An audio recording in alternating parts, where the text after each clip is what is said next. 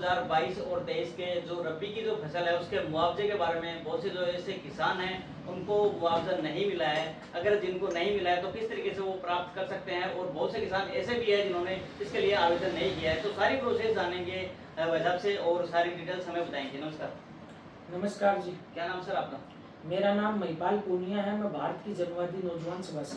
अच्छा, तो सर जो 2022-23 की जो रबी का जो फसल है उसका मुआवजा बहुत से किसानों को नहीं मिल पाया, और बहुत से ऐसे भी लोग हैं जिन्होंने जो आवेदन नहीं कर पाए हैं, तो उनको क्या प्रोसेस करनी पड़ेगी जिनसे उनको मुआवजा मिल सके? 2022-23 जो चने और सरसों की फसल सर्दी की वजह से खराब हो गई थी, उसके लिए सरकार ने मुआवजे की घोषणा की थी, जिसमें मैक्सिमम 2 एकड़ यानी 34,000 रुपये तक और मिनिमम 7,000 रुपये तक प्रति किसान मुआवजा मिलना था।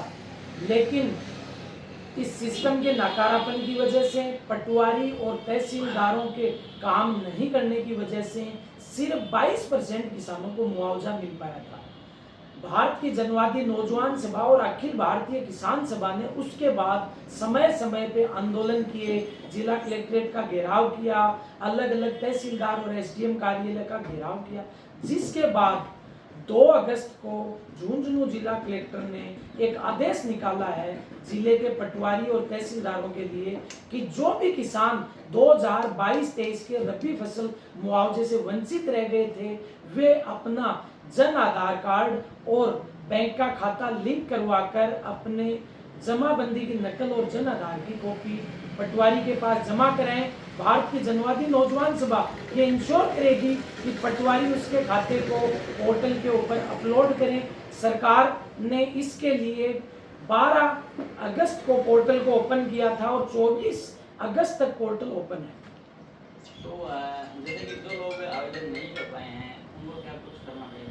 देखिए, जिन लोगों का अभी तक पोर्टल पे डाटा अपलोड नहीं हुआ है, वे अपनी जमाबंदी और आधार कार्ड की नकल लेके जाएं। सबसे पहले ई मित्र पे जाके अपने बैंक खाते को जन आधार के साथ लिंक कराएं और उसके बाद जमाबंदी और जन आधार की फोटोकॉपी पटवारी के पास जमा कराएं। तो सर इसके बाद में भी कोई समस्या आती है किसान भाइयों को, तो उसके लिए अगर कुछ एडिशनल सुविधा मिल सके, बातचीत कर सकते हो, तो क्या कुछ माध्यम रहेगा उसके? देखिए, हमें भी ऐसा लगता है कि 15 दिन का समय बहुत कम है। आप ये समझ लीजिए कि जब सरकार 1.5 साल में सिर्फ 32% किसानों का डाटा पोर्टल पे अपलोड कर पाई है, तो 15 दिन में ये कैसे संभव हो पाएगा कि बच्चे 68% किसानों का डाटा अपलोड हो पाए।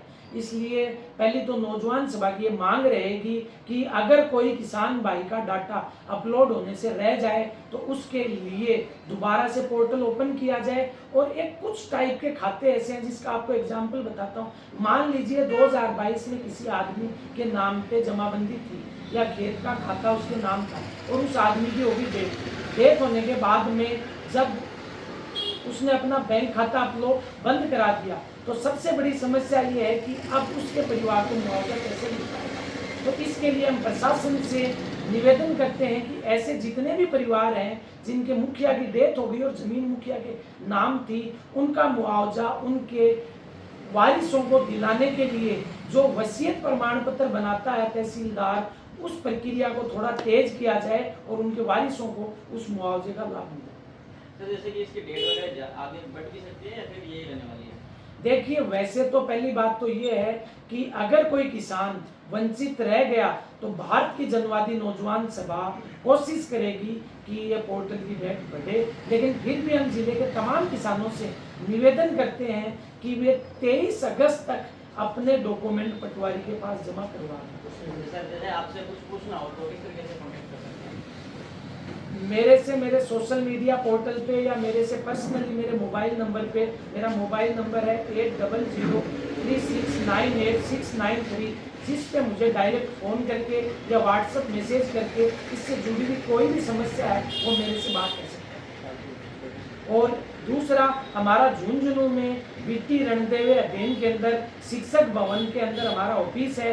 कोई भी किसान भाई सुबह 9 बजे से 6 बजे तक यहाँ पर आकर हमसे संपर्क कर सकता है। उसको कोई भी समस्या आ रही है, हम लोग उसके साथ जाकर उसकी समस्या का निवारण करें।